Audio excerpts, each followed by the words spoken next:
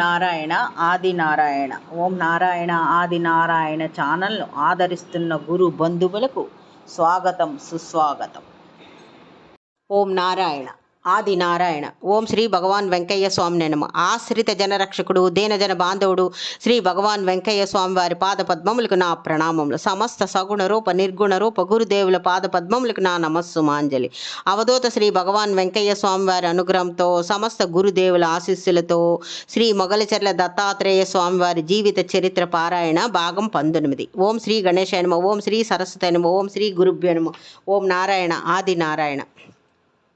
ఈ భాగంలో శ్రీ మొగలిచెర్ల దత్తాత్రేయ స్వామి వారి ఆహార పద్ధతులు స్మరించుకుందాం. ఫకీర్మాన్యం భూమిని చూసి వచ్చిన తర్వాత స్వామివారు శ్రీధర్రావు గారి ఇంటికి తిరిగి వచ్చేశారు. వెంటనే ఆయన ధ్యానం చేసుకోవడానికి వెళ్ళిపోయారు. ప్రభావతి గారు వంట పని మొదలుపెట్టి తమ ఇంటికి సిద్ధపురుషుడు వచ్చాడని సంబరపడుతూ 2 రకాల కూరలు, పప్పు, పులుసు, పచ్చడి, పాయసం మొదలైన వాటితో చిన్నపాటి విందు భోజనం ఆమె వండి పెట్టారు. కొద్దిసేపటి తర్వాత శ్రీ స్వామివారు ఇంట్లోకి వచ్చారు. అప్పుడు అమ్మగారు ఇలా అడిగారు, నాయన భోజనం వడ్డించమంటారా అని అడిగారు. స్వామి ఇలా అన్నారు, అన్నం పెట్టి తల్లి, త్వరగా వెళ్ళిపోతాను అన్నారు స్వామి. శ్రీ స్వామివారు పీట మీద కూర్చున్నారు. ఆయన ముందు విస్తర వేసి అందులో తాను చేసిన కూరలు, పప్పు వడ్డించి అన్నం కూడా పెట్టి ఆపై నెయ్యి కూడా వేసి ఆయన వైపు చూశారు ప్రభావతి గారు. ఆ ప్రక్కనే శ్రీధర్రావు గారు కూడా కూర్చొని ఉన్నారు. శ్రీ స్వామివారు విస్తరలో వడ్డించిన పదార్థాల వైపు ఒక్కసారి తేరిపార చూసి ఇలా అన్నారు, అమ్మ ఇంకా ఏమైనా ఉన్నాయా, ఉంటే అవి కూడా వడ్డించమ్మా అని అన్నారు. అప్పటిదాకా విస్తరలో ఉన్న పదార్థాలన్నీ అన్నంలో ఒకటిగా కలిపేశారు. తర్వాత ఇలా అన్నారు, అమ్మ ఆ పెరుగో మజ్జిగో అది కూడా తీసుకొని రామ్మా అని అన్నారు స్వామివారు. ప్రభావతి గారు నొచ్చుకున్నారు. ప్రక్కనున్న శ్రీధర్రావు గారు మౌనంగా చూస్తున్నారు.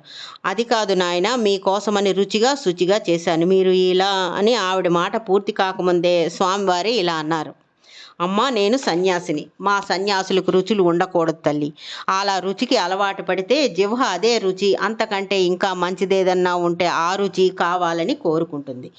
ఇప్పుడు నువ్వు చేసావే ఈ బెండకాయ కూర బాగుందనుకో, ప్రభావతమ్మ చేసిన బెండకాయ కూర బాగుంది, మరోసారి తినాలని అనిపిస్తుంది.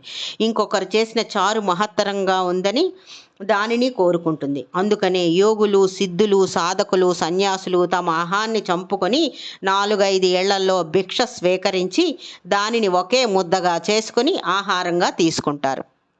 జిహ్వను అరికట్టడం సాధకుల మొదటి లక్షణం. ఈరోజు మీ ఇంట్లో ఉన్నానని నీవు చేసిన ప్రతి పదార్థాన్ని విడివిడిగా రుచి చూస్తూ భుజిస్తే రేపటి నుంచి ఈ నాలుక నా మాట వింటుందా తల్లి? వేసేయి తల్లి, నీవు చేసిన అన్ని పదార్థాలు ఒకేసారి వడ్డించు అని అన్నారు స్వామివారు. ప్రభావతి గారికి చేసేదేమీ లేక తాను చేసిన పాయసం కూడా తెచ్చి పెరుగుతో సహా విస్తరలో వడ్డించారు. శ్రీ స్వామివారు అన్నీ కలిపేసి తినేశారు.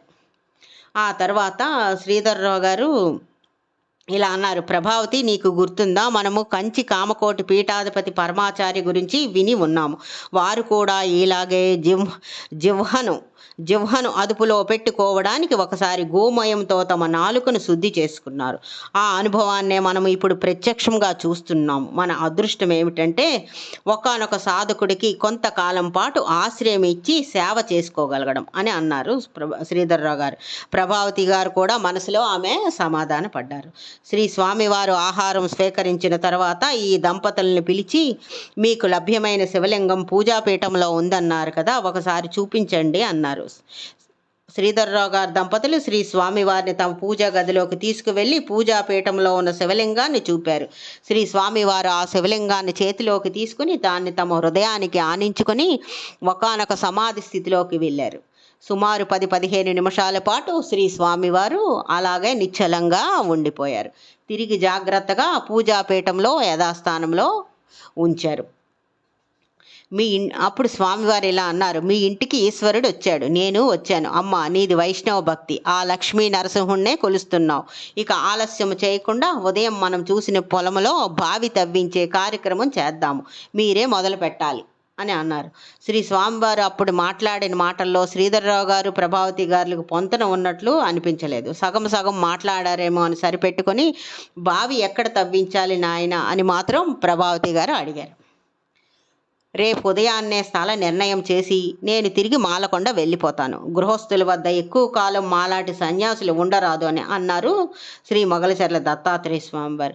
అదే విధంగానే మరుసటి రోజు పొద్దుటే బావి తవ్వడానికి స్థలాన్ని చూపించారు. స్వామి, ఈ పొలంలో నీటి లభ్యత తక్కువ, జలం పడదేమో అని అన్నారు శ్రీధర్రావు గారు అక్కడ ఆ స్థలాన్ని చూసి. స్వామివారు ఇలా అన్నారు, పాతాళ గంగ కూడా పైకి వస్తుంది శ్రీధర్రావు గారు, మీరు పని మొదలుపెట్టండి, అన్నీ సమకూరుతాయి అన్నారు నవ్వుతూ. ఇక నేను మాలకొండ వెళ్తాను అని అన్నారు స్వామి.